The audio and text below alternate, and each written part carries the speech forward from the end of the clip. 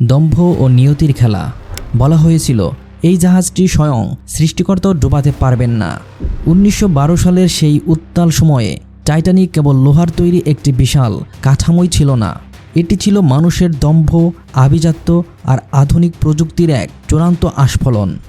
তৎকালীন বিশ্বের শ্রেষ্ঠ প্রকৌশলীরা দাবি করেছিলেন এটি অডুবনীয় বা আনসিঙ্কেবল। কিন্তু নিয়তির পরিহাস দেখুন, যে জাহাজটিকে ভাবা হয়েছিল সমুদ্রের রাজা, সেটি তার জীবনের প্রথম যাত্রাতেই আটলান্টিকের হিমশীতল অন্ধকারে বিলীন হয়ে গেল। The Titanic sank into the depths of the North Atlantic Ocean after it struck an iceberg. More than 1,500 lost their lives. আজকের ভিডিওতে আমরা ফিরে যাব সেই 110 বছরের পুরনো ইতিহাসে। জানব কিভাবে একটি ভুলের মাসুল দিতে হয়েছিল 1500 মানুষকে এবং কেন টাইটানিক আজও পৃথিবীর সবচাইতে রহস্যময় ও ট্র্যাজিক এক নাম।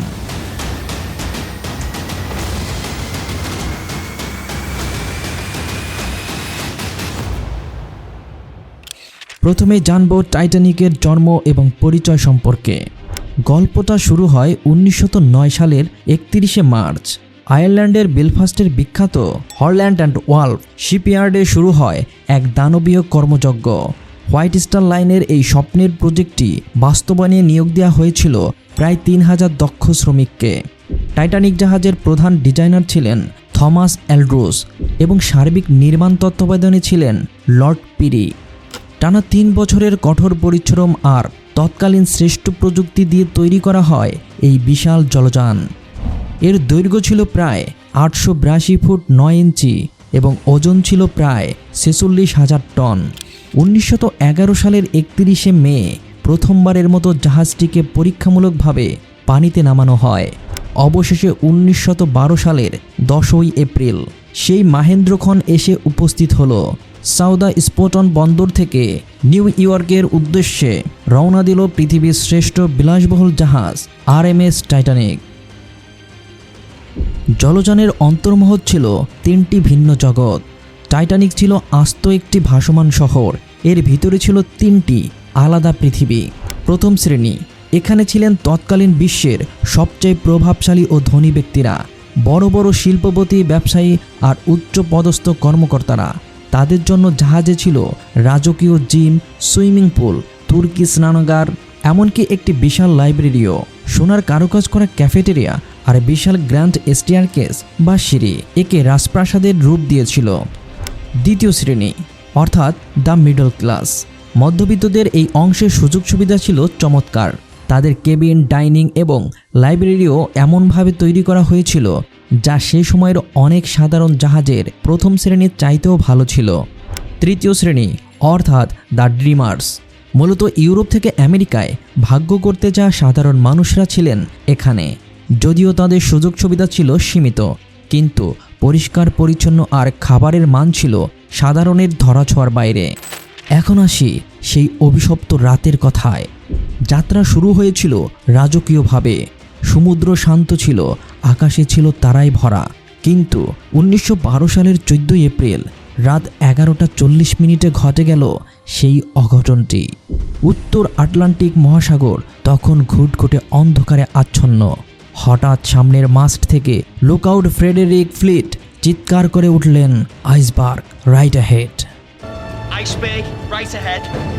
জাহাজ ঘোরানোর আপ্রাণ চেষ্টা করা হয়েছিল, কিন্তু বিশাল এই জাহাজটি সেকেন্ডের ব্যবধানে ধাক্কা খেল একটি বিশাল আইসবার্গের সাথে। টাইটানিকের ডান পাশে সমুদ্রপৃষ্ঠের নিচে এক বিশাল ফাটল দেখা দিল। প্রথম শ্রেণীর যাত্রীরা তখনও বিলাসবহুল হলরুমে গান বাজনায় মগ্ন, অথচ জাহাজের নিচের তলায় ইঞ্জিন রুমে তখন যমদূত প্রবেশ করেছে।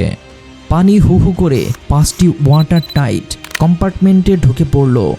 ডিজাইনার থমাস অ্যান্ড্রুজ বুঝে গিয়েছিল এই জাহাজ আর বাঁচানো সম্ভব নয়। এর পরের ঘটনায় শুরু হলো বাঁচা মরার লড়াই। কিন্তু সেখানেই ছিল ট্র্যাজেডির মূল কারণ। টাইটানিকের ধারণ ক্ষমতা ছিল 3500 যাত্রী, অথচ লাইফবোট ছিল মাত্র 20টি, যা মাত্র 1178 জনের জন্য যথেষ্ট ছিল।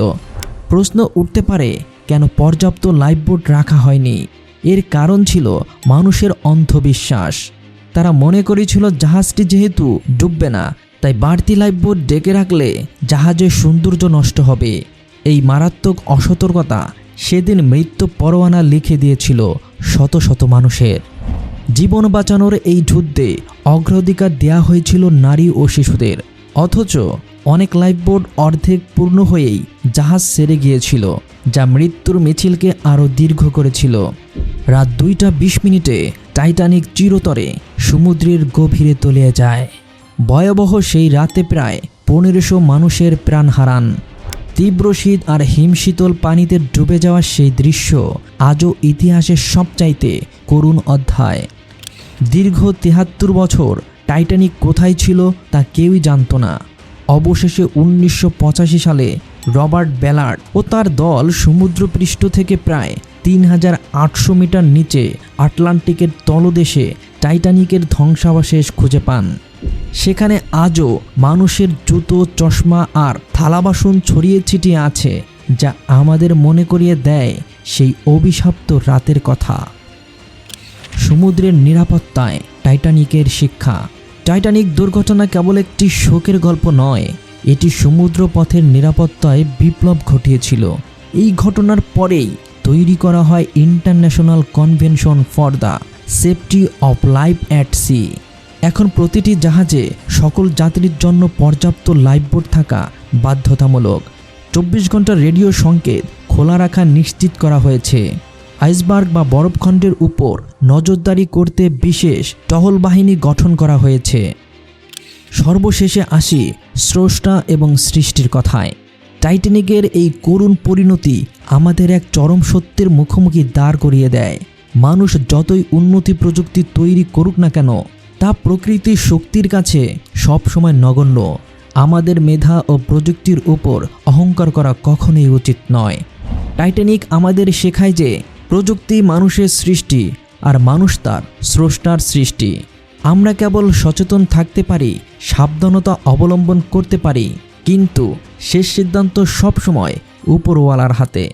টাইটানিকের এই ট্র্যাজেডি আমাদের হৃদয়ে চিরকাল বেঁচে থাকবে একটি শিক্ষা হিসেবে।